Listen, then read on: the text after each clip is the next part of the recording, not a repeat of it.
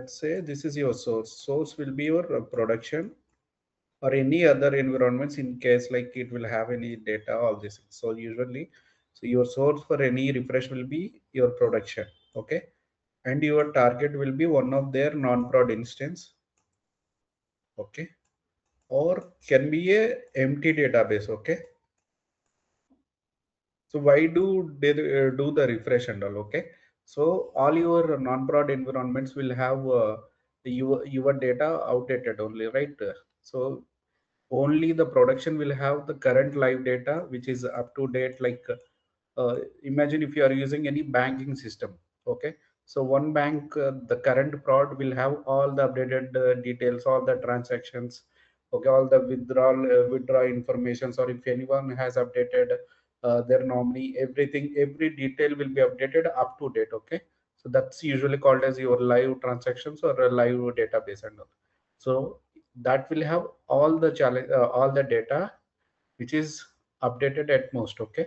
So that's usually it's your production only, okay. And you want to do some testing, or you want to do any of your activities, something like you want to do pum upgrade, or you want to do any tax update, or you want to update a new feature, a development has developed a new feature for your banking sector. So that new feature they want to develop and test it out, okay. And your banking, your federal law has introduced a new bug ID that needs to be updated, okay. So or your production has some issue that's not resolved from many days, okay. So that issue you need to troubleshoot and all, okay. And you have some solution and all, you want to do those R&D kind of thing, okay. So more, and you have your development team, it's like the development will be ongoing process, right? So that development team requires a live database instead of an outdated one, so that what they can do is uh, they need the prod database in their development system. So for that they have, they will request usually for a refresh every quarter or every time, okay. So there will be multiple scenarios. So the ultimate motive will be like they need the prod copy, so that whatever the issues or whatever ongoing updated things will be there, right? So that they can replicate everything in their non-prod, okay. So one challenge is like prod, even admins or anyone, so they will have a limited access. And there are some things like you guys since already working, there might be some sensitive data, you know, right, to PI. So there will be something related to PI, like personal information and all. Imagine if your customer is in healthcare sector, okay. So his medical records, everything is personal and all, right. So those things, and if he is in banking sector, those will be personal, okay. And if it is something related to any machinery kind of things, if it is related to government, let's say like if that customer, if your customer is a federal customer and all, okay. So that if that prod database you are requesting for a refresh, I mean prod copy to have it on your one of the non-prod, so then that will be like practically your what you are doing is like you are sharing your prod data to your non-prod folks, and also that's not at all secured. So those cases, how to handle all these things, okay. So if you share all these things, your like your prod will be compromised, right? So those things you can do, you need to validate before and all, okay. So usually for database refresh, so your DB, our role as a PS admin role will be like your database will all have your prod data, okay. And whoever logs into the database, right, so that will have your prod security, okay. And there will be something like some sensitive information, okay. You can segregate your prod database in three ways, okay. So this is not any standard approach and all, I'm just saying based on my real-time experience and all. So how usually your refresh handled in real-time environments, okay. Imagine you have your prod data. So the prod data which I'm saying, I'm referring to, your prod will have a prod report node, prod IB, prod Elasticsearch or Open Search. Okay, it will have all the URLs or all the jobs, everything was scheduled, or all the reports that already ran, everything will be in accordance to your production database, right? So that's one thing. And the other thing is what I wrote here. Yeah, something prod security. So prod, like your prod will be having separate access. Like a few users will have only the prod access, a few will are just restricted for non-prod, and also prod security will be different from your non-prod security. Like security in the sense, I mean to say, like uh, here if I use any URL, like something like Oracle, all these things, or any URL, right? So in this URL, as a customer, I can log into few URLs. Okay, as an Oracle employee, I can log into few other a few other additional privileges I got. Okay, what if I'm logging this one as a one who developed or who is currently working? He will be having other access. So that's nothing but not just a it's may not restricted your login. It will be like access to particular pages or records, all these things. So that security will also be there. Okay, that's one thing. The third one is sensitive thing. Okay, so whatever the prod data will be there, right? So that may not be required for all your testing purpose and all. So imagine there is one table which will have all the medical records, or that table will have all the payroll data of the your CEO kind of level, employee salary, all these things. So those information, is it really required in your non-prod? So that's even not required. Okay, so how to handle these two things, we'll discuss. Okay, so whenever someone requests for a refresh, a database refresh, so refresh in the sense database refresh, so you are copying this entire database into your non-prod. Okay, this is one thing. Okay, you're I just explained what is the challenge and why you are doing the refresh. Okay, coming to your non-prod, same thing. Okay, your non-prod will have some security, non-broad security, where users might have additional privileges. Okay, so that's one thing. And your non-broad thing has a PeopleSoft or application related data, like the logins or the report URL is something related to, see, that non-prod dev has a dev URL, or test has test URL, and IB dev has IB dev URL, or even the non-broad Elasticsearch or Open Search URL, all these things, and their server details, non-prod server details, everything, or LDAP, like prod LDAP is different from the non-prod, all these things.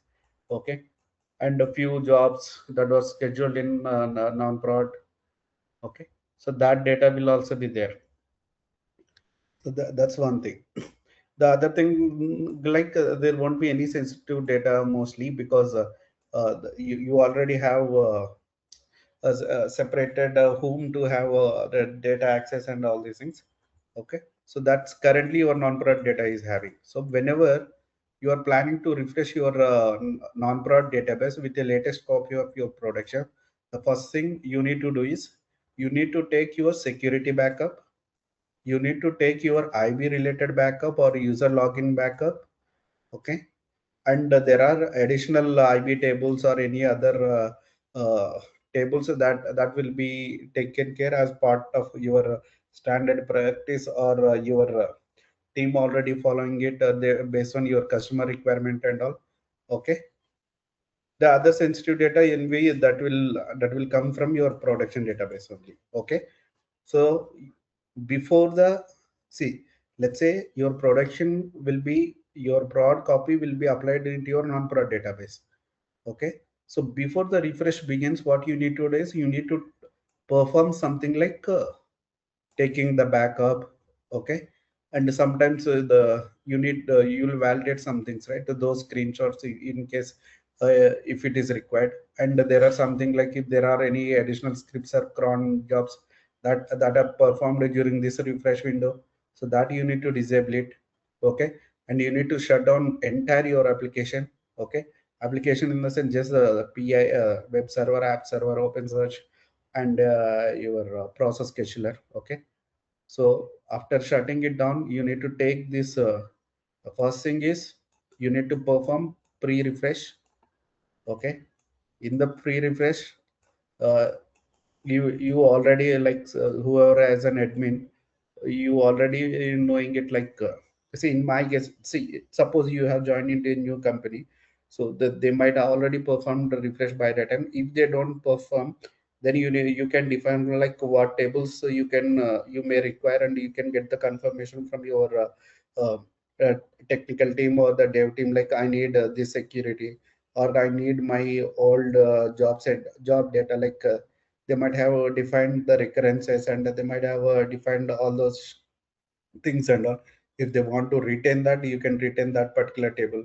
Otherwise your prod will whatever the schedules here happening, if it is happening here also, so you can simply ignore it. Okay, so all these things will be taken care in your pre-refresh part. Okay, so let's say your refresh is going to happen on Sunday night, so by Friday evening usually you will run the pre-refresh. Okay, so once the pre-refresh is done, what will happen is like usually these DB guys, what they do is they will drop out your entire CCIDM schema. Okay, our entire application will be running with CCIDM, right? They will drop this one. Okay, usually this can be run something like drop CCIDM, drop user CCIDM uh, cascade. Okay, so with that whatever the data will be there, so that will be wiped out. Okay, so currently it will have all the definitions and everything, but the entire data will be blank. Okay, so usually that refresh can be done by DBS like multiple ways. They can take the cold backup here.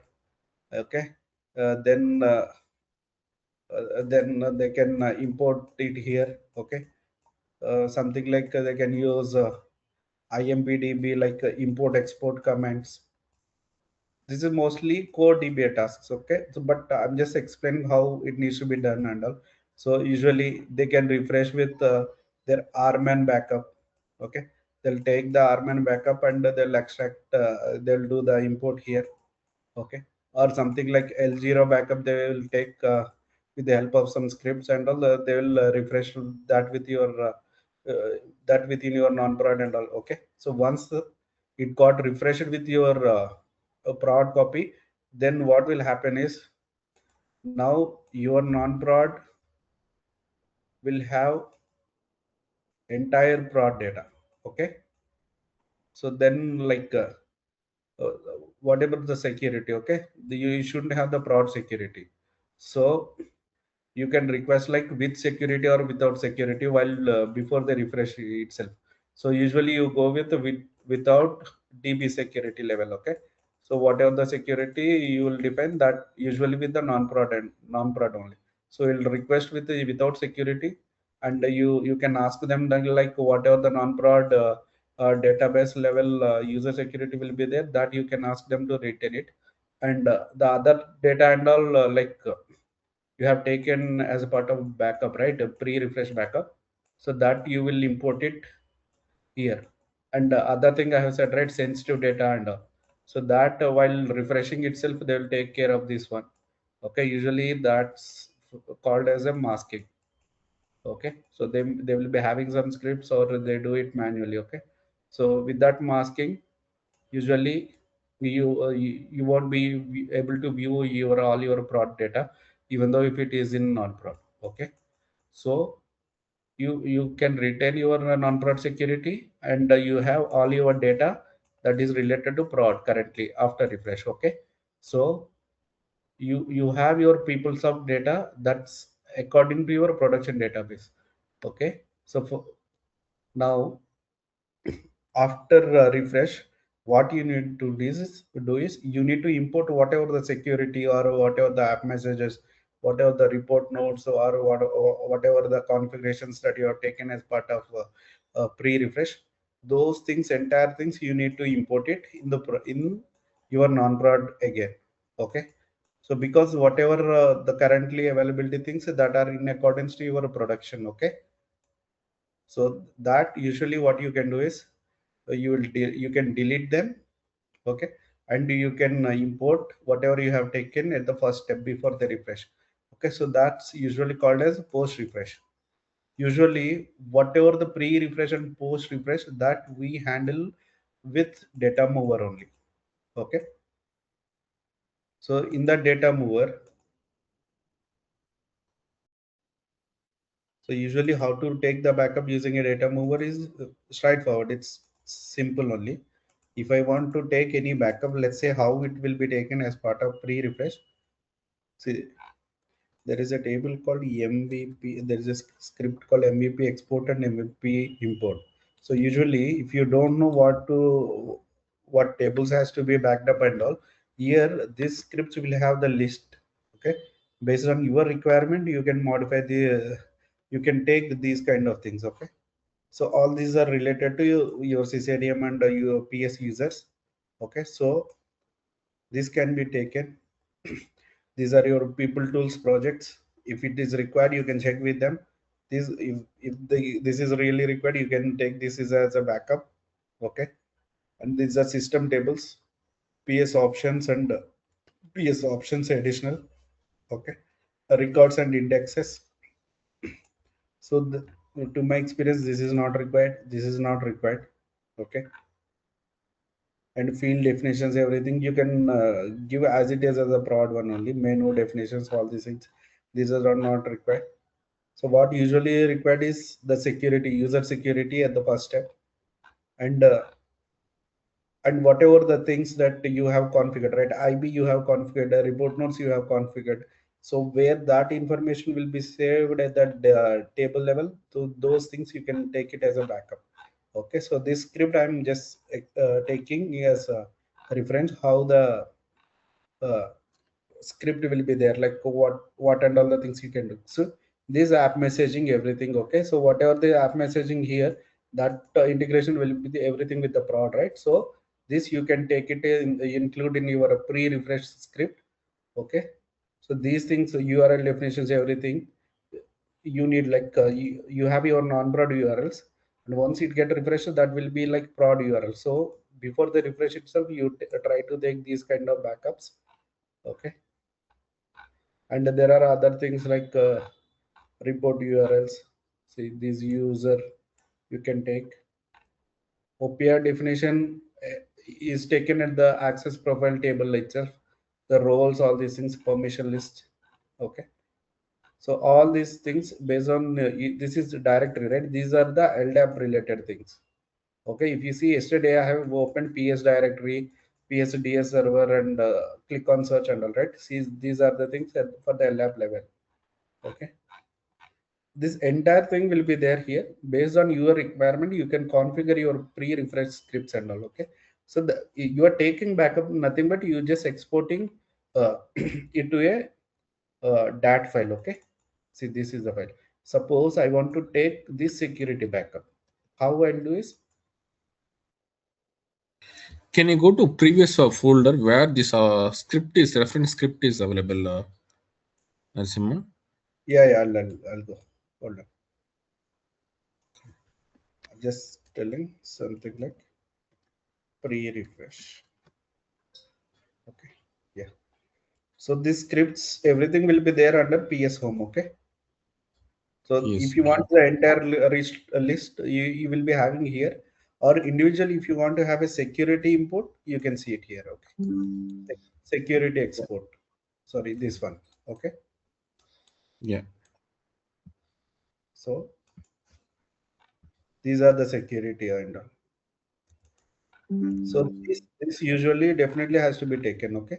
So I was saying all the tables will be included here, right? Access profile, everything and all.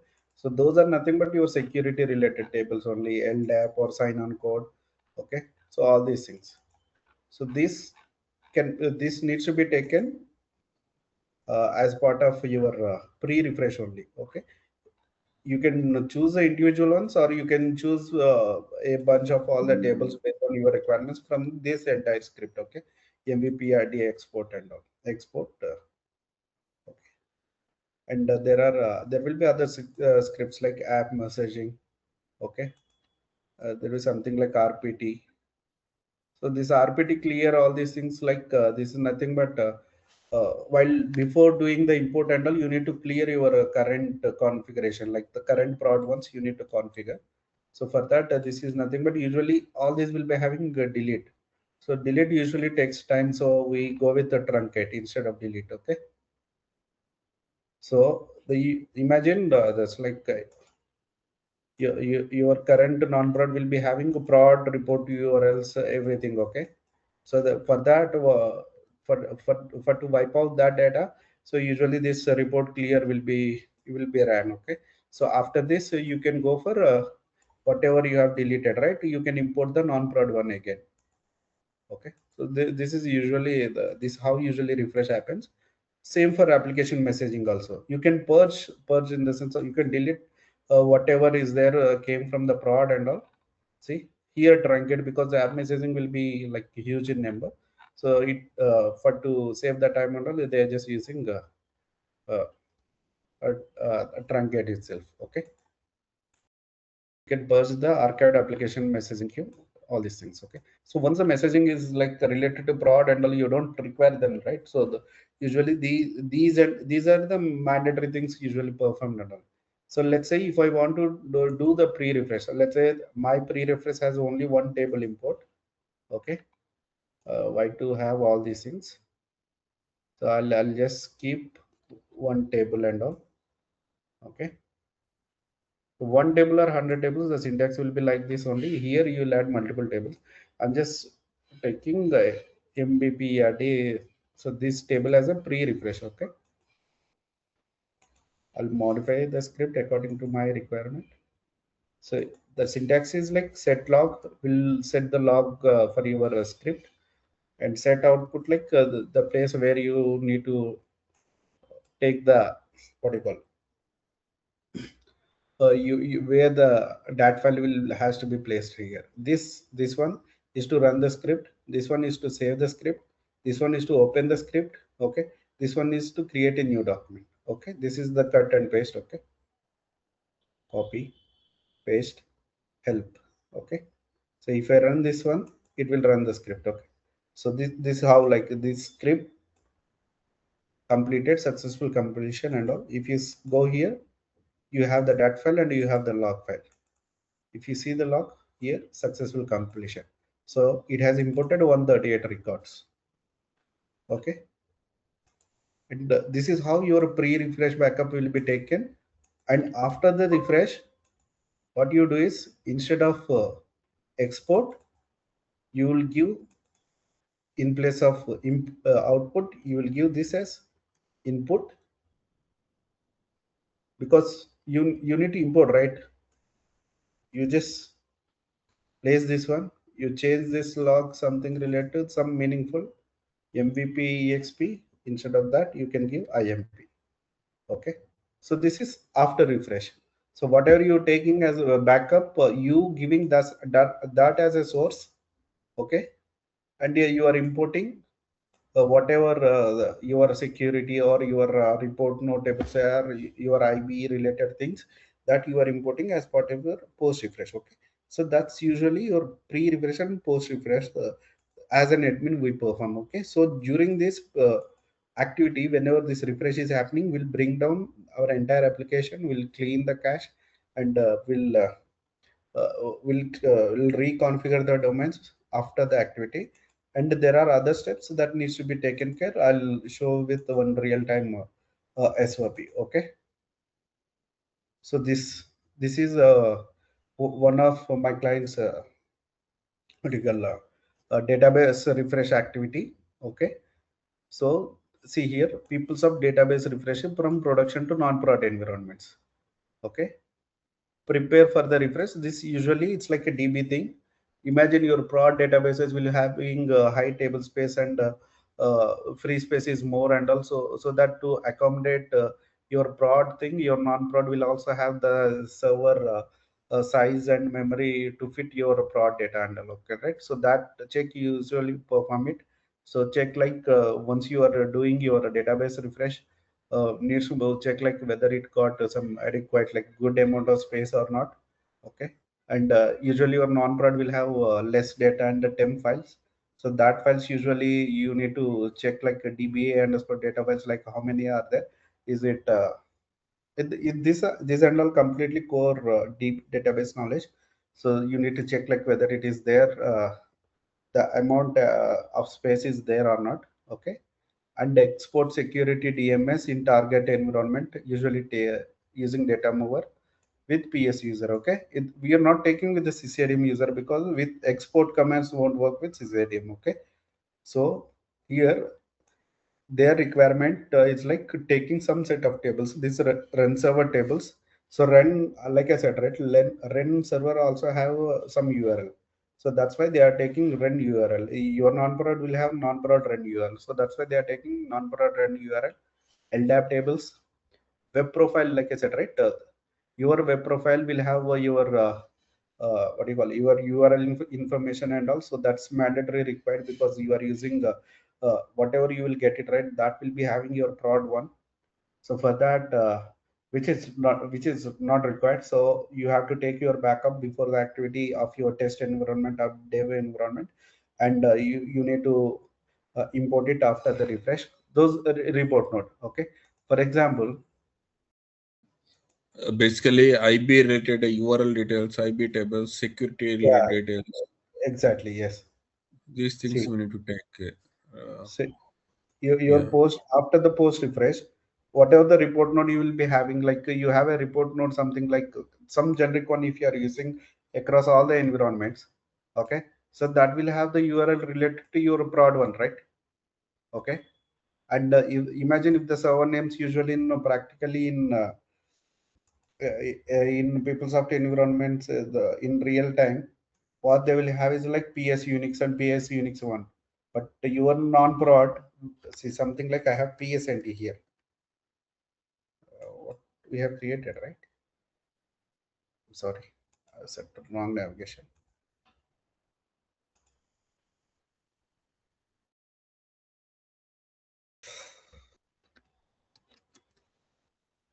Something like generic name like PSNT we have. Okay. So imagine if this is a prod, this report node will be the prod one only, right? So these things and all we need to modify after post refresh. We need to validate it.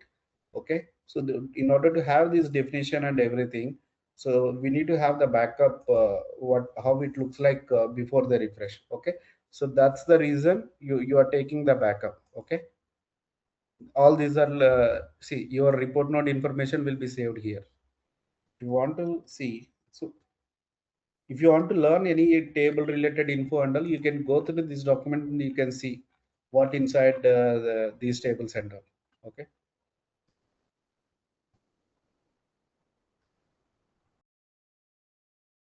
If you see here, you have a report, you have two report nodes here, okay.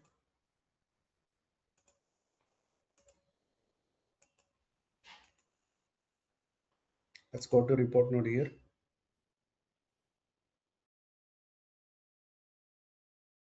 See here, you have two report nodes. So this one came with the PUM installation, and this one we have created while explaining the report node, okay. So you can see the all the details here. Your report node URL, since I have queried only the two things, distribution node and this one, we got like this. Otherwise, if you have a valid queried star from all these things, you will get whatever the values and all. URI host, URI port, okay. Description, long description will be this one. URI host, URI port, everything you have, okay. So if you take this table as a backup before your refresh, okay, and you are deleting the whatever the one that came with your prod, and you are importing the same one, so that what will have is your non-prod data will be intact, and you can do your work as it is. Okay, so why we do all these things? Because see, if you don't do these things, all these will point to your production. Okay, so that's the reason you will do all these things. Okay, so bring down the target. So this usually we perform before the activity itself. Okay, so drop the CCDM, like I said, right, before, I mean, whenever we bring down and all, the thing we do is like drop the CCDM and all. So drop user cascade CCDM, so that it will clear up everything. And if you are using EXPDP, so this is like export. If you are doing DP and all, like you don't require any much DB knowledge and all. So for that, like you need to create one directory. Those sequels and all is straightforward. Okay. So this one you need to run it in your production. Okay. So with that, what it will create is it will create your dump files. Okay, so here is just created in one file. Usually you can go for other files and all. So if it is in huge number, you can define your parallelism, like how many files can be run parallelly. Okay, so once you take your backup, okay, so see here you are taking only CCDM schema. Okay, so CCDM is the only schema where your entire application is saved. So that's why you are taking CCDM schema and you are writing it into a dump file. Okay, that dump file you are moving into your target, like a non-prod dev or test server. Okay, once that got moved to your dev or test database server, so with these are DB comments only. So you are doing import with your non-prod system credentials and all. You might system backup using the same file which you have taken here export. You are doing here import. Okay. So once that is done, your you need to reset your CCDM password. Okay, here it is done, like, because whatever you got it right, that will have your prod CCDM password. Okay, so that needs to be reset at the first step. So that usually the CCDM reset password you have seen right yesterday. So the first thing is like alter user CCDM identified by your non-prod password. Then the same thing, like you need to run that command, right? I gave in the documents, like update PS access profile, set owner ID equal to CCDM1, give the password. With that you can run the CCDM password, change the CCDM password and connect to your CCDM non-prod to validate your credentials are working. And if you run this command, by the time what it will happen is it will give your prod database name. Okay, your prod database name, something like this. So for that there will be some sequels which needs to be updated post refresh. So here it did delete DB name and all. Then what they did is like insert into this PSDB owner your DB name, owner ID. Okay, with the new ones. Okay, here it was mentioned as prod, but whatever the environment you are refreshing, like something like test or anything, you need to give your. Okay, so I think this one you'll get confused. I'll give it as DB name. Then there are some other steps, like in the PS options table you need to make a GUID to null. So GUID is nothing but whenever you boot an application server, so that application server will have one entry, okay, one unique ID that will be saved in this particular table. Okay, so this is a PS options table. Okay, you need to update that. Okay, you need to make it as null actually. Okay, yeah, here it is. You need to make your GUID to null so that it won't have any entry. So your after refresh, this GUID will be having the prod entry, right? So that ID doesn't match your non-prod one. So basically what you are doing is you just making it null, so that whenever you reboot your non-prod test database or dev one, uh, this one, if you are making it null and again if you put it, it will generate one more unique number. Okay, so why you are doing this as a null? Because after refresh it will be having your prod one. So that's why you are making it null and you are booting with your non-prod services, so that it will have an entry that is that's with non-prod one. Okay, so then like you have changed the password, right? At the data mover you need to run this procedure. Okay, so then in data mover. See, this is how yesterday also we tried, right? So this is how you need to run this, followed by operator ID also you need to change. There are some passwords like PS password, operator password, and you need to this some grant script also they ran. And the one basic thing is like you need to make this one encrypt password is used. Again, they did this one updating the GUID. So process clear one you need to run, report clear you need to run, app message purge you need to run, because all this will be having all the dump data that's with according to your prod one. So that needs to be cleared out. Okay. So this is how they did it. This will clean up process scheduler tables. This will create clean up report manager tables. So because whatever this these tables mentioned here, right? So that will have data or the reports that are defined in your production database, so which are no longer valid and all. So that's why you are doing the cleanup for all those tables and all. Okay. So once that cleanup is done, uh, it generated history tables and all. So whatever the security that we have taken at the first step, we are doing the import. Okay, the cache got deleted. Okay, then do the configuration, validates the report node, all these things. Okay, so there are this what do you call this is like updating the table from the backend level and also which is not at all required. Once you log in, right, you can validate and you can update it. Okay. So there are some cases they do it in the first step itself. Okay. If there is any references with this URL, okay. So they are replacing with the non-prod one. Okay. So this is not required anyway. I'll delete it. So this how your refresh will be done in real time. Okay. So if you join any organization and all, so they might be performing refresh day to day and all. Not day to day, every week kind of they will be running. So you can refer that document, and usually these will be the steps will be there. Okay. So any doubts in refresh? So this one is import export usually happen. Naresh and Sanket, pre and post activity will perform. Okay. If you have any doubt, just let me know. Yeah, please share the document. Yeah, I'll share. I'm sharing. I think all the documents post plus. Okay. Yeah. Okay. Yeah, any other documents also, if you have Nasimha, as for your regular usage, kindly share it. So it will be helpful for me and These are also. all the regular activities only. So for those I have already shared. So if there is anything, I'm just getting it here. Like I'm sharing here. With that, you can.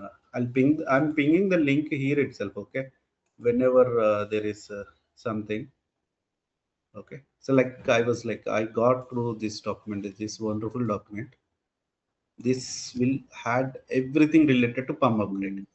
Even if someone doesn't know anything, they can do this one. Okay. Save this document. Someone Yeah. is okay. See, I don't. If you're logging for first time, you can. I think you can save this document. Okay. If you see here, how to do the PAM upgrade. He just did the PAM upgrade with the virtual box like Sanket, how you did it. So he copied, then he did the virtual box or whatever. Virtual box, he did the import. Okay. So he modified all these things. He did installation. Okay. The same way how we did it. Then he did the connection from outside and this thing. He was able to log in the PUM URL. After the PUM URL, like whatever we have discussed, right? Configuration manager, we will give the password, all these things.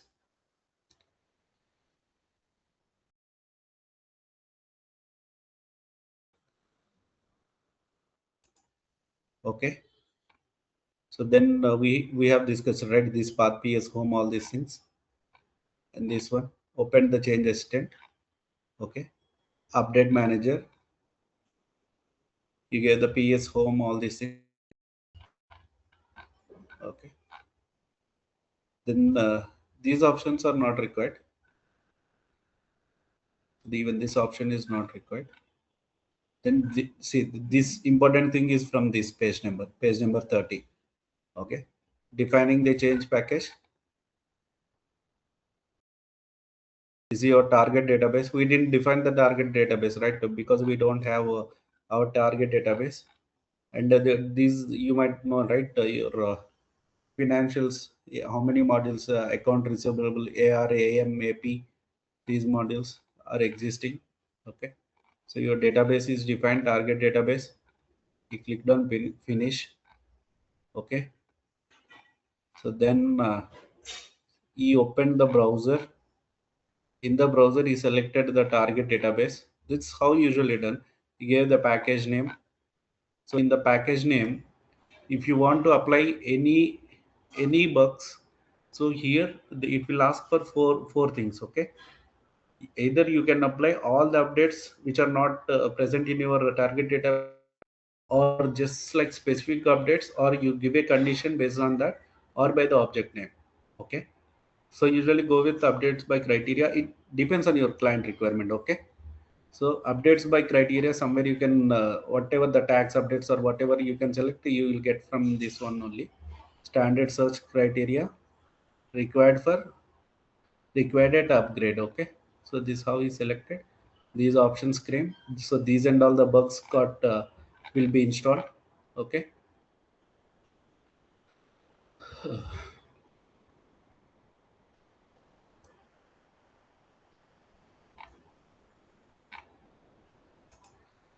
so these and all the bugs got installed. Then he saved that package definition, then click on change extent for packaging. Okay, then whatever the package name that you gave, right, that will appear here. You click on here,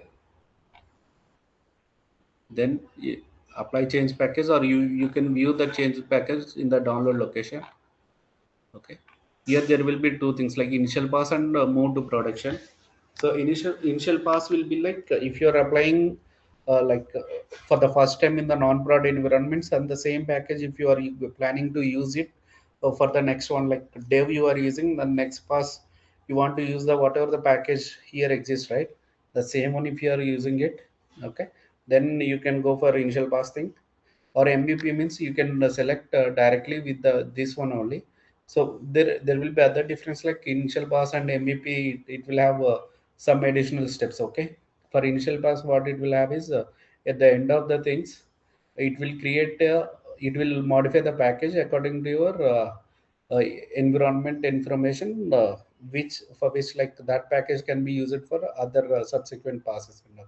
So move to production, like usually it will be applied in the prod, or most of the non-prods also they will create a package every time, or use the same package every time, and they select MVP. Okay, so that step won't be present here. Okay, so this is how usually your pum upgrade will be done. See, this was, if you see here, these and all the things.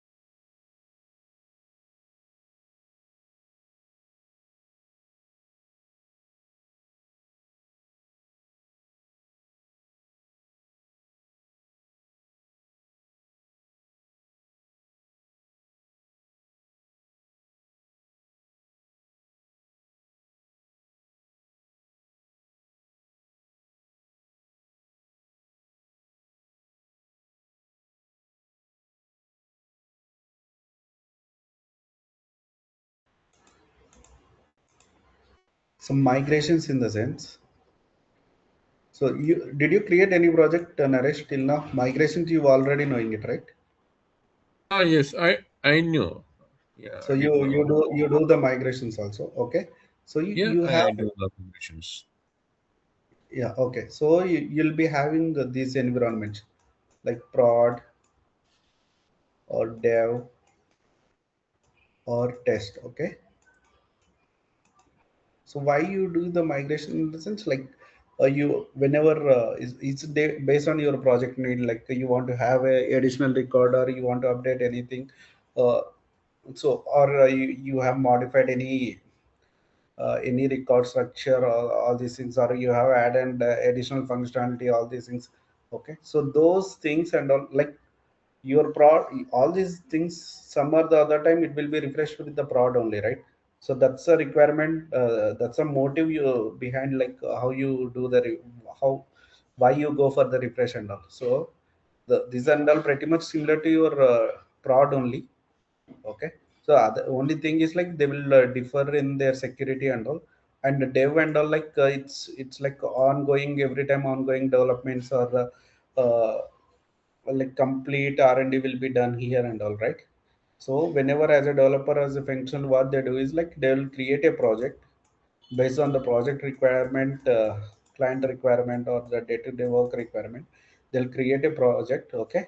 So that project will have many things, like we don't know it, like what is there inside and all. So this can be an app engine, or this can be a record or index or view, okay? Or if maybe just some record or a people code, okay? So whatever the project is there, so that project, okay? So can they do it, they create in one of the dev server or any non-prod server, and they validate, like after creating that project, this functionality or issue or anything that got fixed here, okay? So that what they say is like you move this project to other environments, other non-prod environments and all, okay? So they created a project, something called project A, okay?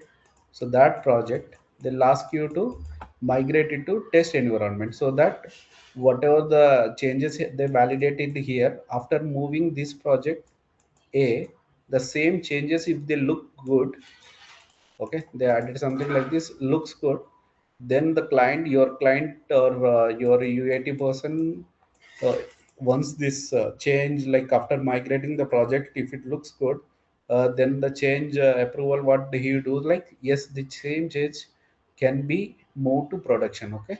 So what you will do is you can move this project. So earlier it moved from dev to test, now it can be moved from any dev to prod directly, or test to prod directly, okay?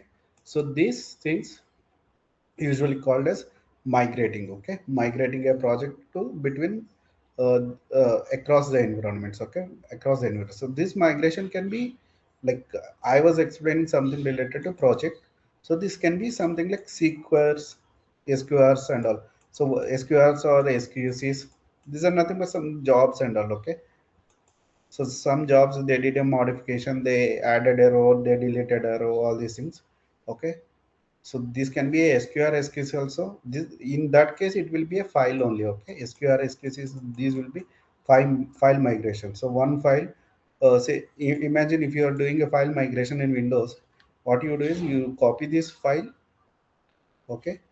In the same, like you copy from here, and you'll move it to your, say I have my prod is here, I'll paste it here, okay? Usually that's how, like file movement will be like this only.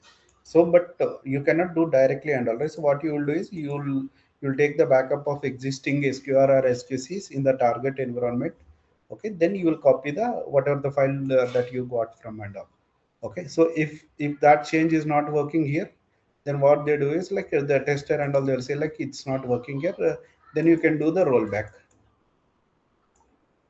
okay? Rollback in the sense, you whatever you have copied, right, that you will delete it or rename it on something like underscore not working, and whatever you have taken as a backup before copying it, that you will retain it, okay? So that's in case of your file migration, something like SQR SQCs, or COBOL. Okay, so those kind of things are comes under file migration. So when it comes to project migrations, you need to use a tool. If you are using if you are doing project migration or SQL migration, there are various tools available in market. Like Stat is one tool with which like you need to mention like that CR number, change number, okay, and the target and source environment, and the approval details, notification details, all these things. Then you click on this here if you have access and migrate it. This will do migration hit here itself with just a one click.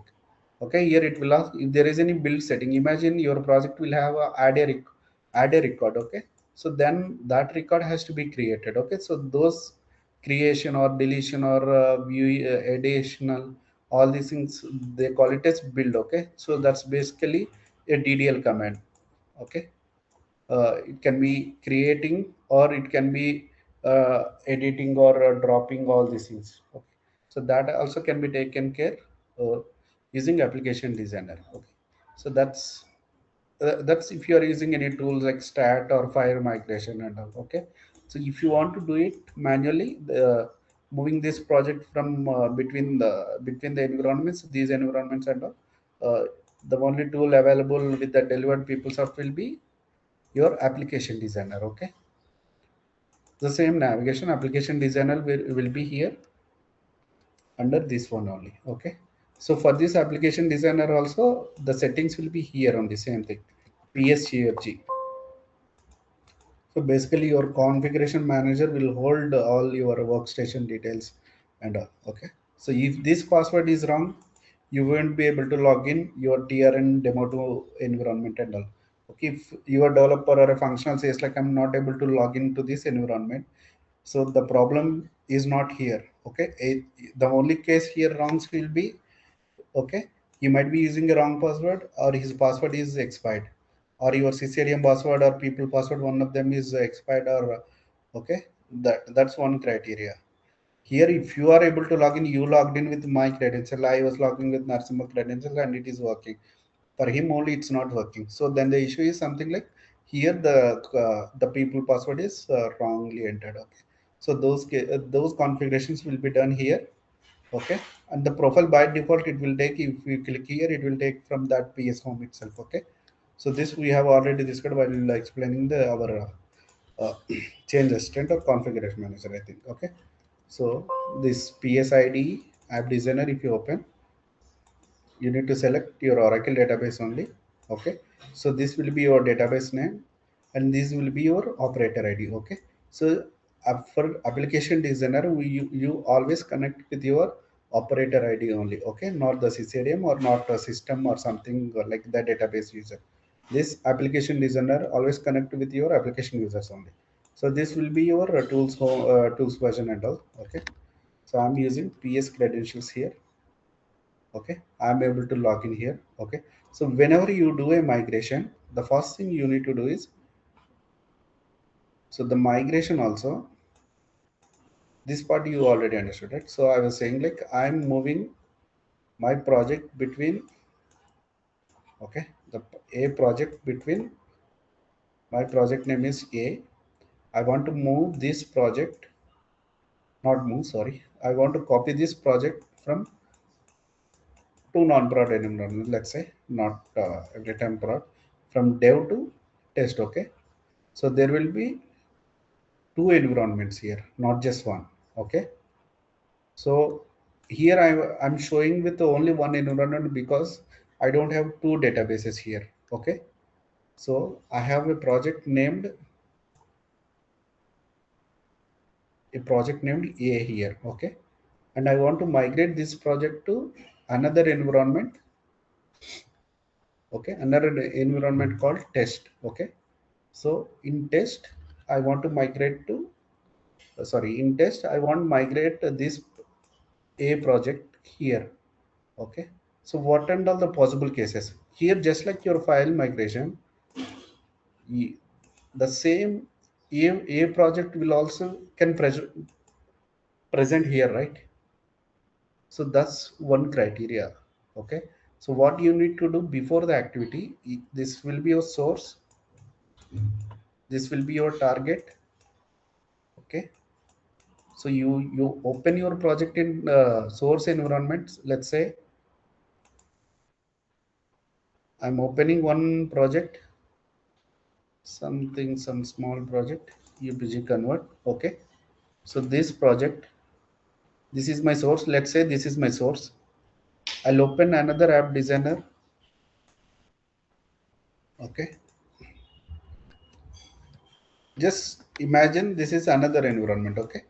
Instead of tier and demo2, you assume it as another environment. I opened two app designers. One is source. Okay. Let's assume this one, the right side one, as a target one. Okay. In source, you have opened this project. Okay. In the first thing before the migration, what you do is, let's check the project exists in the target or not. Okay. So imagine you can how you can check it. Open project and give the project name here. Okay. If it is exists, it will open the project. Okay. So what project I have opened? UPG, right? If it is there, this project will open. If it is not there, it will give 0, record not found order. Okay. So imagine your this one is source and this one is target. Your projects exist in source as well as in target. Okay. The first thing you need to do is like, this project exists in your source and you're in target. Okay. So but you want to migrate this project because this project has gone for various modifications or record modifications or some additions according to your developer or functional, they modified this project and all. So you need this updated project to be present here. So the first thing you need to do is, if it exists at the both the places, there are two cases. Okay. One is the project exists, the other one is your project is not present. Okay. So let's come to this criteria. Your project is present. Okay. If there is any case like if your project exists in source and target, the first thing you need to do is you need to go for backup of this project. Okay. How you can take the backup is like, you can go for a file backup. So how to take the file backup is like I just said, right? There will be, the left side one is source and this one is a target. So to take a backup, go to your tools options.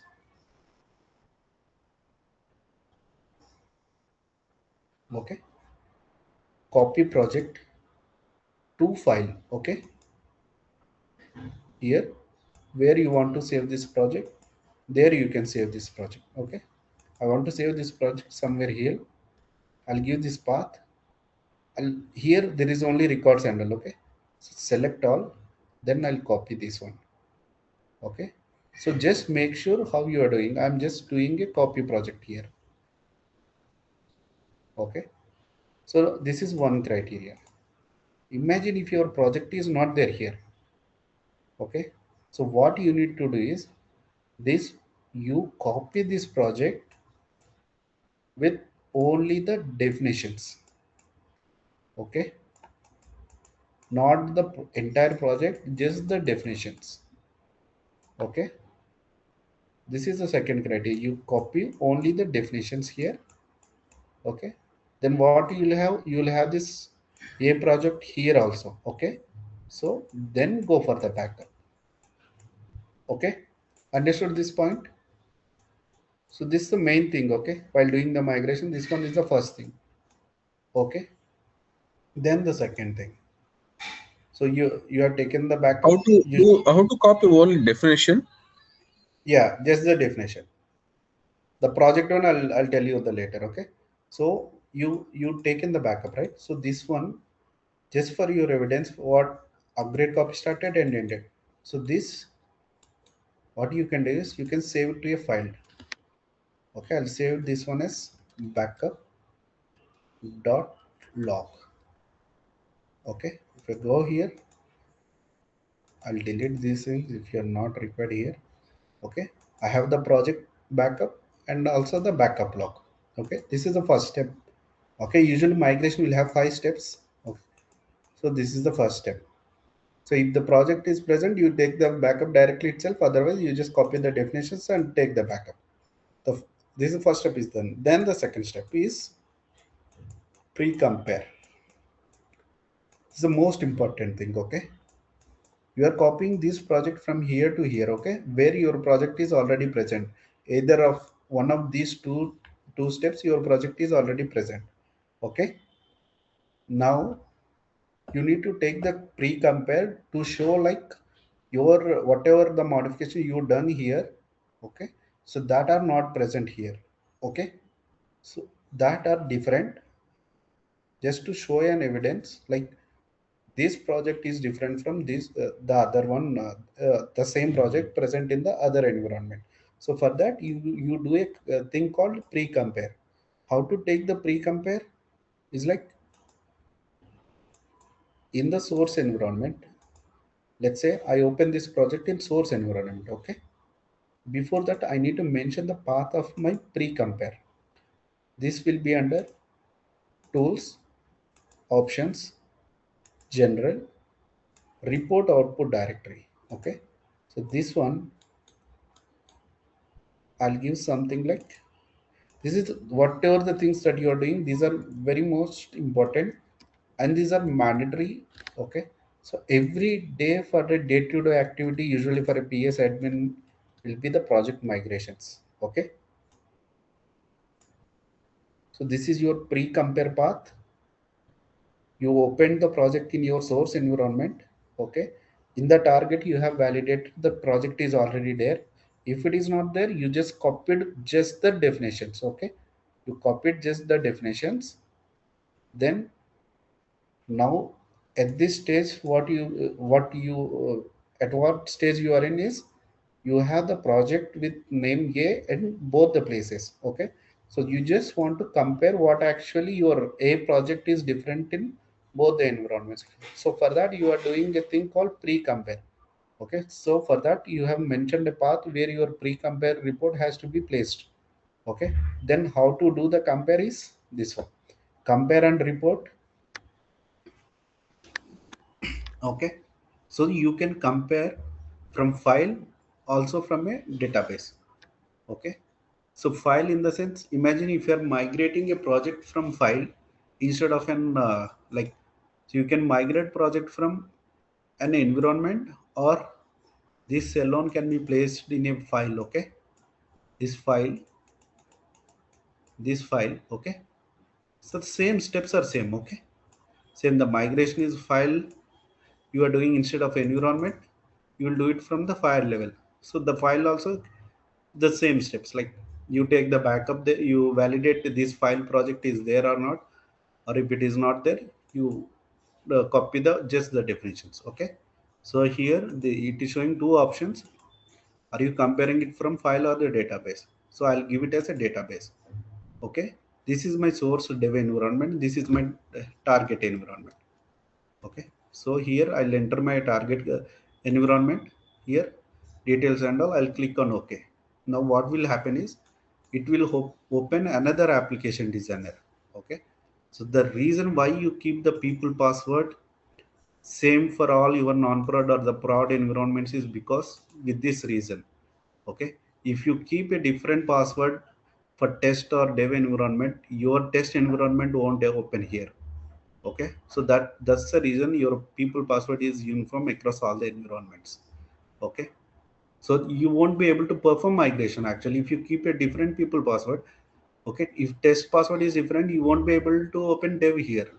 If dev is different, you won't be able to open test here. Okay, so with this, like generally once you open the compare, okay, you'll get the these options. Then there will be some compare options will be there, because I don't have the other environment, I can show it here. For that what I'll do is, I'll compare it from file. Okay, since I have taken the backup right here, this I'll select it, replace the existing, I'll click on no, or I'll click on okay. What will happen? So the compare options will show something like this. Okay, here you can see there is a differential, there is a difference. You are doing a compare from a file to a target database. Imagine our last scenario, it will be like, source will be your database and target will be also your test database. Okay, here my source is file. Okay, because I don't have two environments, just to show you the options I have selected the file options. Okay, So the compare things will be like this only. Okay. Before clicking on compare, what you can do is click on options. Here, if there is like a huge project, you usually increase to some other level. So these are the default options that came with your PeopleSoft. If you want to change it, depends on your requirement, you can change it. Okay. There will be like there will be PeopleSoft vanilla and keep customizations. This one is a like PeopleSoft delivered compare. This one is your manual thing. So the compare language, usually in our case it will be common or English. Okay, if your PeopleSoft database is multilingual, then that time you need to go select the whatever the required option is there. Okay, so here the important step is generate traditional reports, output to tables. These and all are not required. You select generate browser reports, output to tables. You can include or you can remove it. Okay, generate browser reports is mandatory. Report filter. So how you need to compare your reports and all. Okay, so in the source it is present, in the target it is absent, so the action performed is no. Okay, in the source is present, in the target if it is absent, here there is no option performed. So depends on your developer, he will give the options like which one to select and all. Usually select everything just for the compare purpose. Okay, copy options also, here if you select or doesn't matter because you are doing a compare. Here also I'll click on English only. Okay, then I'll click on compare. It will generate a compare report in your pre-compare location. Okay, if you see here, this is generating a report. I think it got hung. Okay, so this is how your compare report is generated. The first thing is you have taken the backup, you did the pre-compare. Okay, then the next step will be copy the project. Copy the project is nothing but your migration, actual migration. So actual migration is nothing. Okay, you open the project in source. Okay, then in the using the same source application designer, let me show the reports first. This is your report. You click on compare viewer. Here you will be seeing your report. This is IE available.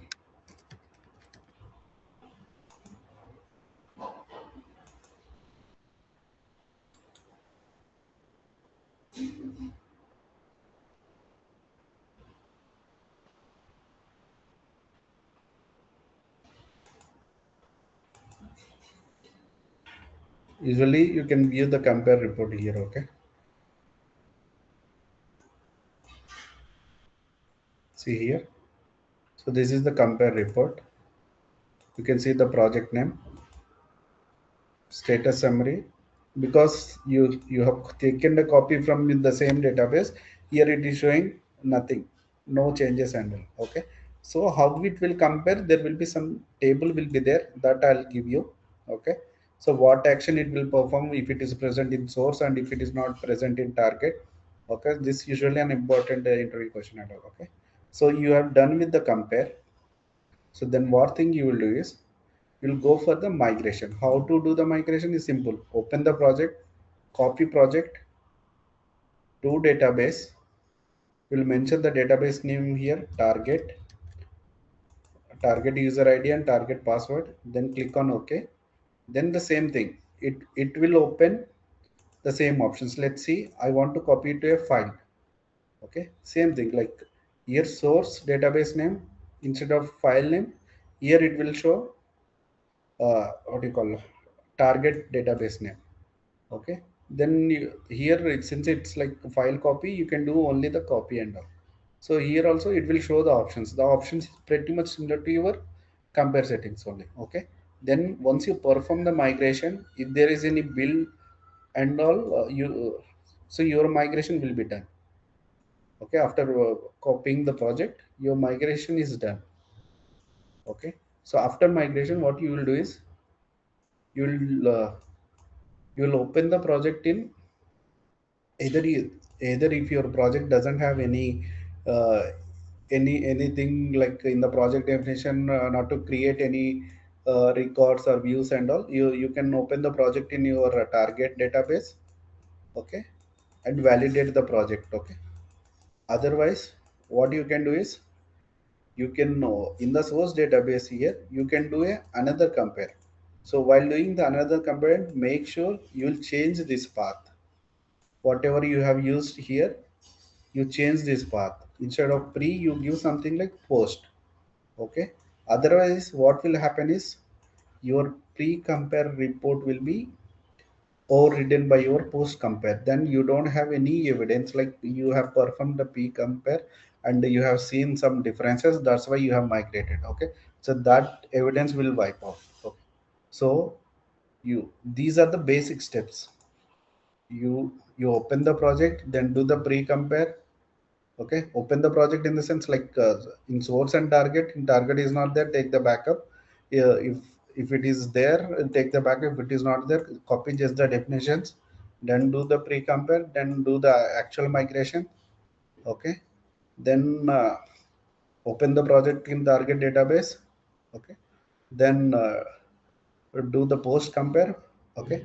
So the one post compare, what it will show is everything is same, okay. It will be something like this only.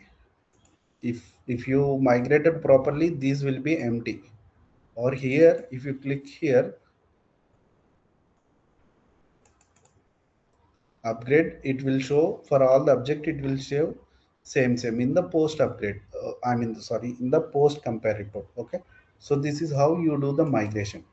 Like I said, right, on what actions it will do the copy, and what under what actions it will do the ignore, okay. So this will be like, I have a document. So the migrations, see, migrations will be done with these steps. Validate the source project, compare the project, check for the upgrade flags and all, okay. Send the compare report to the developer and all.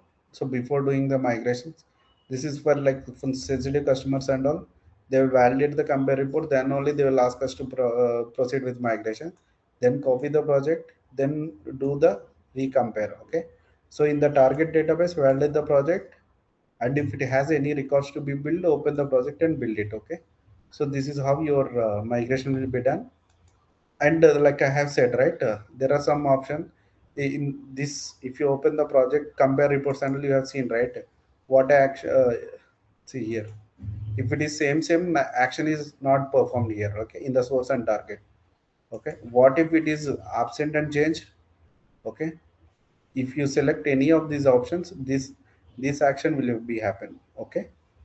If it is changed, absent and changed, it will delete. If it is a, this like whatever is there in the PeopleSoft action, and this is the keep vanilla and keep customization options. So depends on this thing, your action will be performed. You can select any of these two options, right? It's purely depends on which option you are authorized to use, depends on your developer or whoever created the project, okay.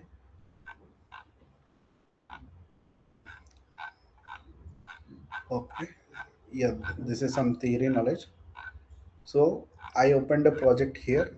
The project name is travel mod 1. What I did is, I like I'm doing this compare report here. I compare, if you see here, earlier I was doing the file compare, right? If you see here, both are databases, source database and target database, okay. The project has records and one sequence. So just click on here, options. These report filters and all, usually your company or the your team will follow based on your best practices, and it's on purely, if I go to a new company and all, I'll ask what are the settings you will use, okay. It's like someone like a developer or technical, like they have defined it. So usually if customer has created a project and he wants only these changes, we need to go for these things only, okay. So this is how. Then the compare report filter, must and should, you need to select all the options, okay. So here in our case, it was showing nothing, right? So that's why.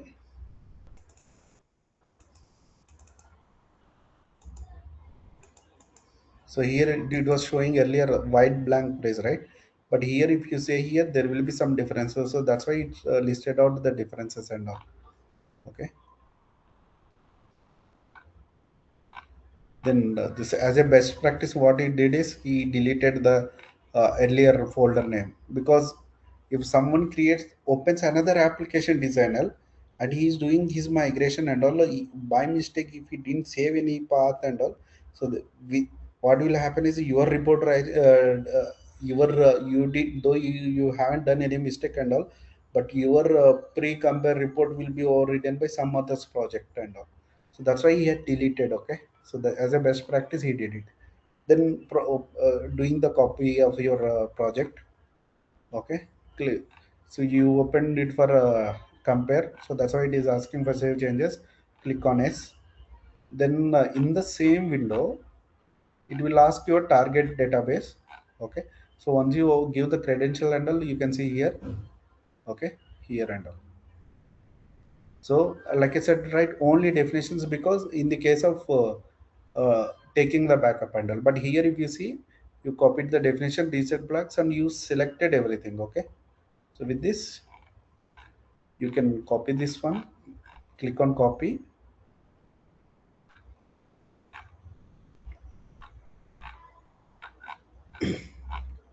Click on copy so that it will copy it. Okay. Here it's taking the backup to a file.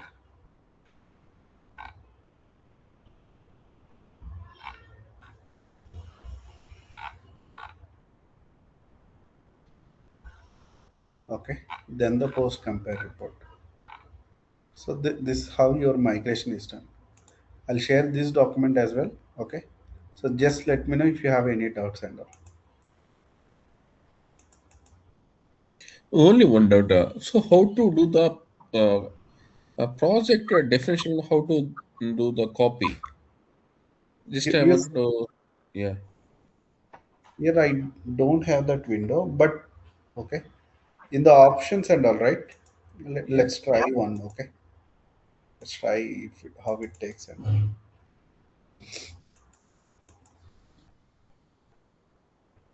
Here it's not showing, but usually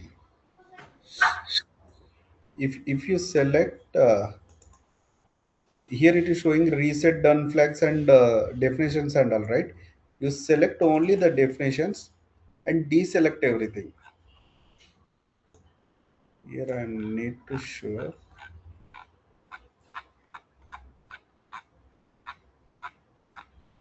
I'll share any videos also if there is any.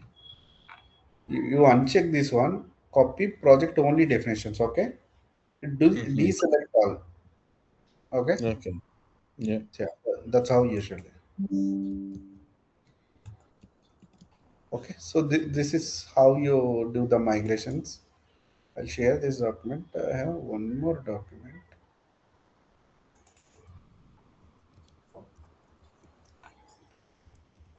This and all old. I think, yeah, this one, I think I already copied it. If you want values and all, I'll give you this one as well.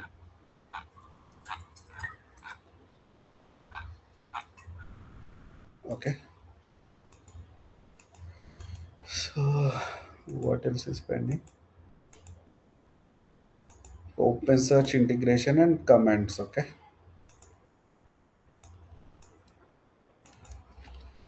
I'll give this document also. Like this one, I'll mark as completed. But this document doesn't have much comments and all.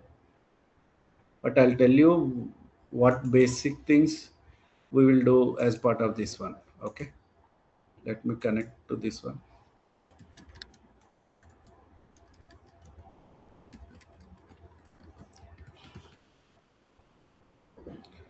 If time doesn't allow, then I'll take up the open search integration tomorrow. What was the IP address we used yesterday?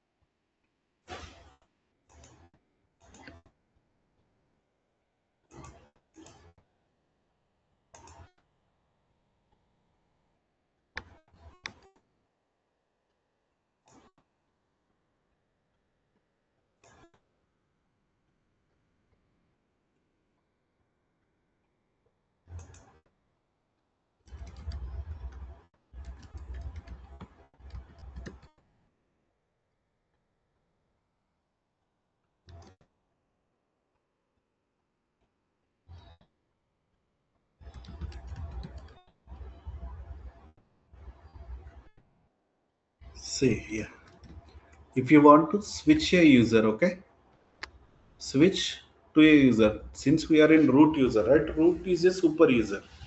Okay, if you want to switch with your application user in real time and all, your application will be running. Imagine if you have a Linux machine, okay, your application will be running with a different user, okay. So your all, in case of your application, all your app and PRCS are running with a different server, okay, so that won't run with root user, okay. So that usually run with something like some PS user, something like here, let's say something like PSoft or PSADM, okay. So whatever the user, they'll mention with that, okay. So whenever you connect to any Linux machine,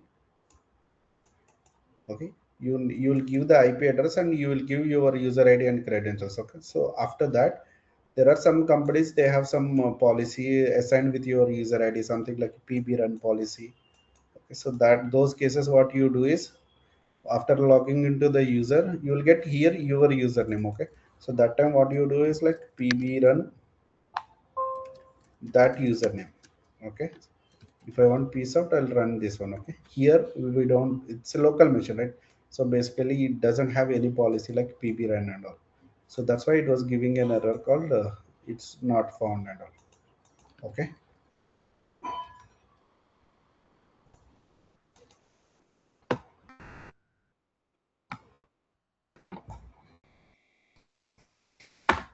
Yeah, so imagine those our cases and all, just for the command purpose, if I want to give, I just expand that PB run command. So PB run basically is a policy where your NUIDs, your this server user IDs will be assigned to it.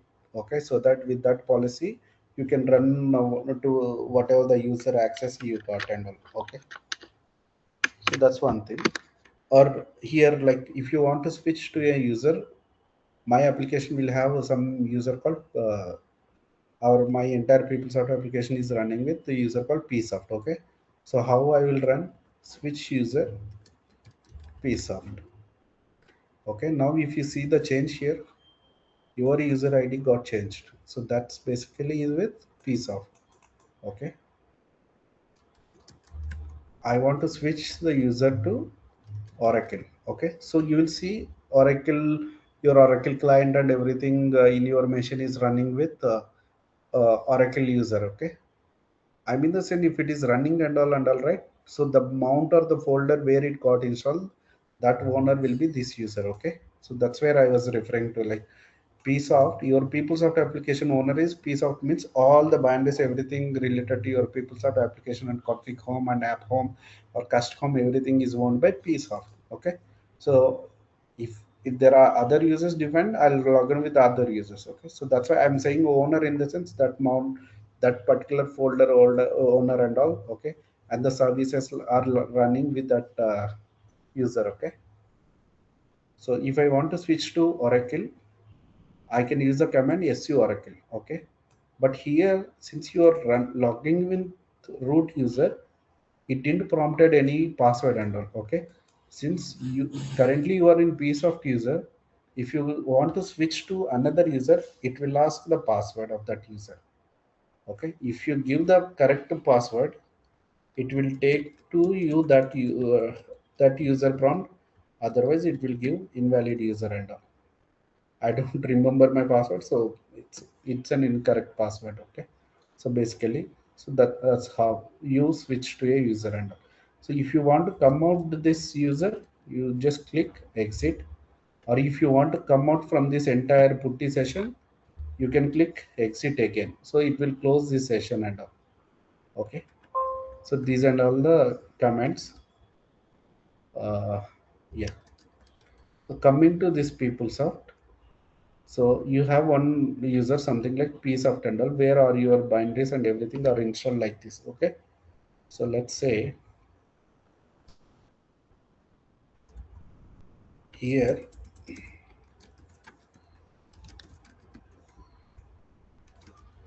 if I want to list, I said this command, right? LSLDR, it will list all the all the files or the folders that are present in that present directory. If I specify any path, it will display like, see, if I specify any other path, something like temp lsitr, it will display all the files that are present in the temp directory if you have access. Okay, this is one thing. In my current directory, present working directory, if I do lsltr, it's not giving anything because there are no files and all. Okay, if I use one more command called ls-la, it is giving some output. Okay, so why it is giving output and not giving output, and why this is giving output? Okay, any idea? Even in Windows also, I went to a folder, there it is not giving any out any folders and all. But after making a change, I'm able to view the files and all. Any idea what could be the reason and all? See, It's a hidden. exactly. Here you are able to view only these files and all. If I want to show hidden files, I'll click it here. Okay, same way, this lsla command will display only display all the files inclusive of your hidden files and all. Okay, in Linux or Unix machine, if something, if you keep dot in front of this, that will be hidden. Okay, so that's another command. Okay, so the one more thing, like environment variables we have, right? We have bash profiles here, either bash or here bash profile. Okay, where you will define all your environment variables like Oracle home or uh, PeopleSoft home or app designer home or whatever you give it here, right? You will manage here. Okay, let's see what inside it here. It's a, mine is a blank OS and all. Okay, so here I need to specify all my environment variables here. So then only it will load. So let me create some dummy folders here. To create a folder, yesterday I said, right, mkdir is the command. So I'm creating one dummy directory ps home, or I can create one more directory config home. If I give space, then it you can enter the other home also. Okay,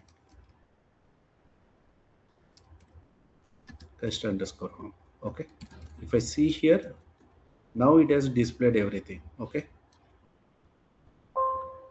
this is my username and this is my group name. Okay, so what I will do is, now I'll add this environment variable here in this my file. Okay,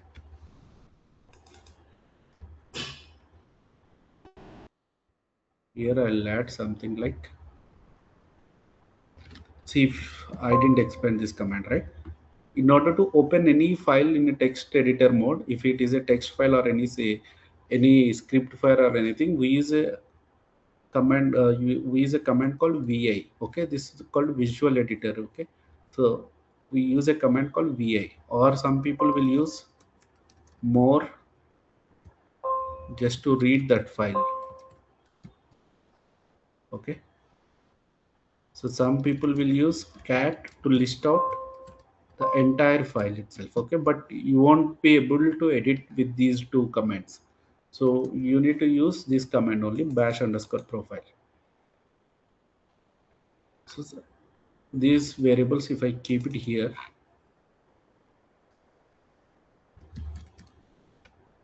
to edit a file, sorry, open a file, I use vi. Okay, I can use upward and arrow marks to move my cursor. Okay, to edit a file, I'm pressing I. Okay, lowercase I, then it will be in insert mode. Okay, to come out this insert mode, I can press escape. Okay, this is one thing. So I'll press I and I'll give command. Usually export command will be used to set any environment variable path and all. I'll give something like ps underscore home will be under this one. Okay, I'll use some other value, ps underscore cfg underscore home, ps underscore cfg underscore home. Okay, I'll define this paths. If you are in current session and if you are modifying any variables and values and all, so it won't reflect. Okay, so for that, what you need to do is you need to come out of that section. Okay,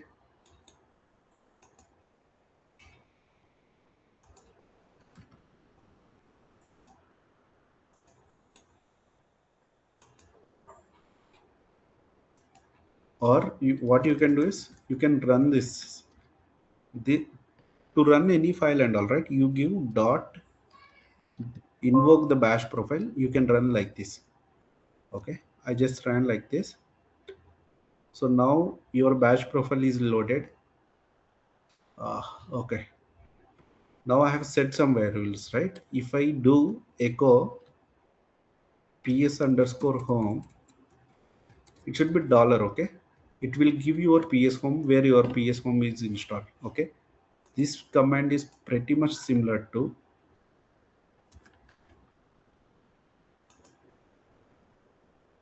your windows command, which we have discussed multiple times.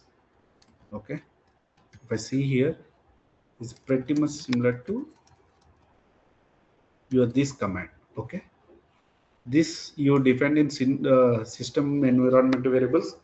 This one, the other one, you have defined it in your bash profile or bash rc. Okay, you can prefer define in any of these two files. Okay, but basically your bash profile is calling bash rc only internally, so that's why I have edited in bash profile itself. Okay, so the only difference in the command is instead of percentage you are giving dollar. Okay, the same way you are doing this command, right?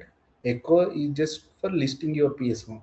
If you want to go cd this particular thing, right, and here you need to give the drive of it. Okay, but here what you can do is to go to your ps home, I just enter cd ps home, or before that I'll see where I'm at home PeopleSoft. If I give cd dollar ps home, you can see I went to ps home directory.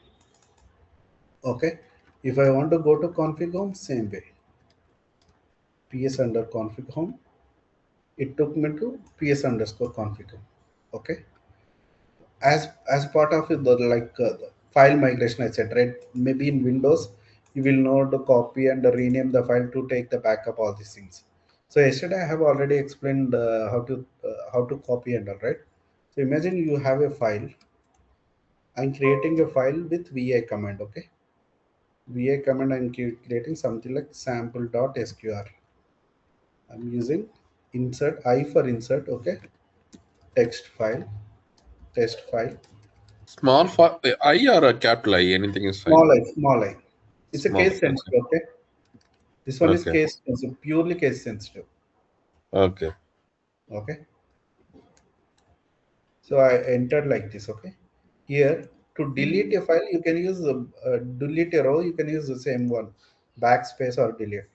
Or there are some generic files. If I press R twice, you need to press escape. If you press R twice, it will delete the row.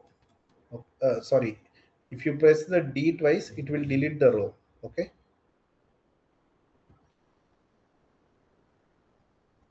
Okay.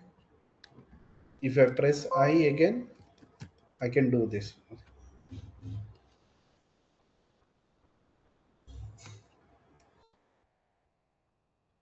So this is how you modify file. So I have pressed I, and what I'm doing is I've entered the files of PS admin. Okay, but I want to undo this path. Okay, I can press escape and U. See, this is nothing but this one is Control Z only. Okay, I can undo also, but if I want to save a file, I can use WQ. Okay, here it saved a file. Okay, If I want to save the file, again, if I press WQ, let me show you. If you want to save a file forcibly, okay, the command will be WQ exclamatory. One is save and the other one is force save, okay. There are some cases like it will ask like whether you want to save or without save. So those cases you need to give WQ exclamatory. This is for saving a file.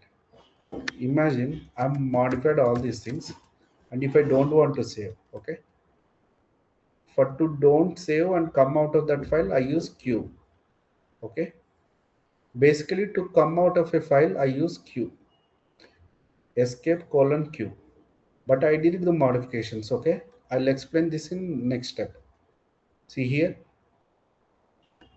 I have made some changes, but I'm not saving those changes, but I'm coming out of that. Okay, or I could say something like, if I want to come out of this page, I will do escape colon Q. Okay, here I did some modifications and I'm trying to come out of this file. Okay, but since I did the modification, it's not allowing us to come out of this file. So those cases you need to come force exit. Okay, escape Q exclamatory you need to use. Okay, to rename a file, what you do is MV is the command to rename a file. This will be your source, and the target I need give is sample2.str. Okay, if I list it, you can see my file is got renamed.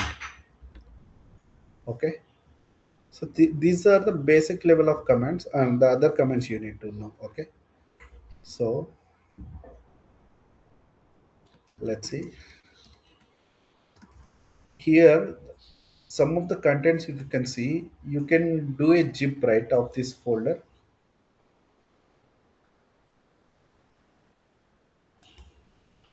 I'll share all these files, don't worry. I can zip right. So like this, where is zip?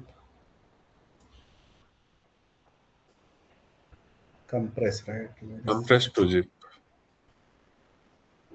I'm not able to see. I think, yeah, the somewhere it will be there, compress or something.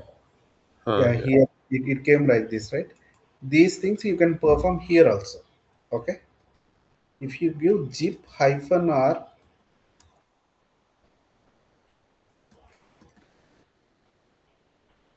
ps home, you can mention the path name.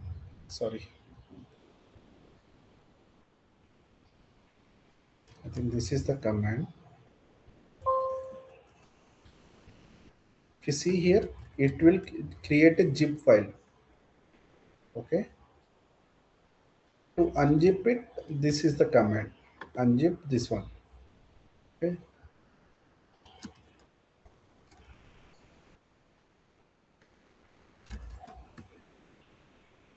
And instead of zip and unzip, we use there will be other commands also. So they are called tar.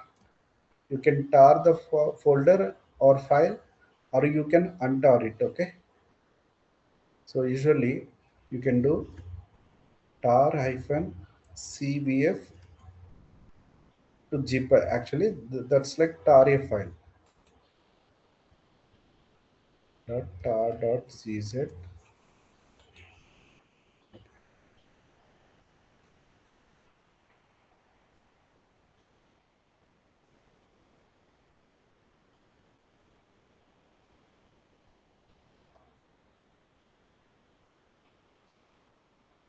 Sorry, I gave the wrong part.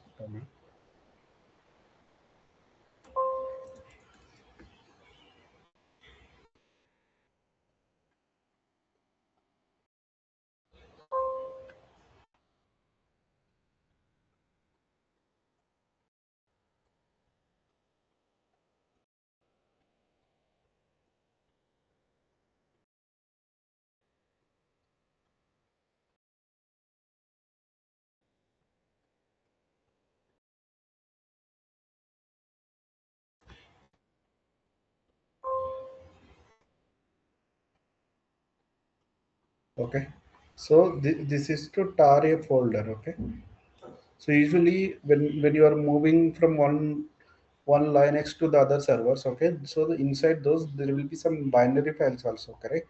If you are moving a PS home, the PS home will have, so all these binary files, DLLs, everything, right? So that if you are moving to one server and all, so some of them won't be copied. So those cases either you zip it or you tar it. Okay.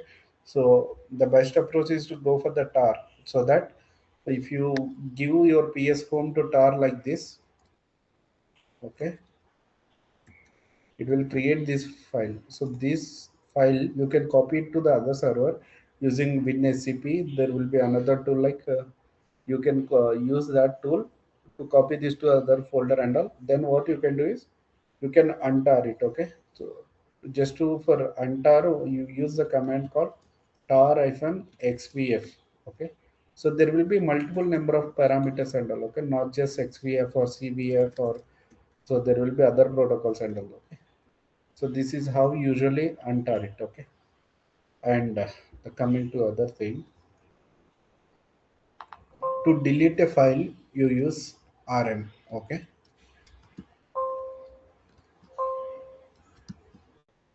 so to, but it still have some reference pointers and all. If you use a command called rm, if you want to delete it permanently, you can use this one, rm-rf. Okay, this is for file and this is for folder also. Okay, you cannot use rm command for folder. Okay, you need to mention this. Okay, it will give an error like it is a directory and all. So whenever you are performing as a PS admin and all, right, so these will be basic commands you should learn. Okay, so how to copy a file, how to rename a file, how to log in, okay, how to create a directory. So these things I have explained from yesterday, like how you create a directory, and how to remove a directory, how to copy a directory, okay, how to list a directory. So these and all the basic commands. Okay, I'll give this list of commands, but these and all not much useful. But if you want to practice, you can practice outside also. See, this is how creating extract all these things. Yeah, that's it. If you have any doubts, just ask me. I'll stop the recordings. Okay. I I'll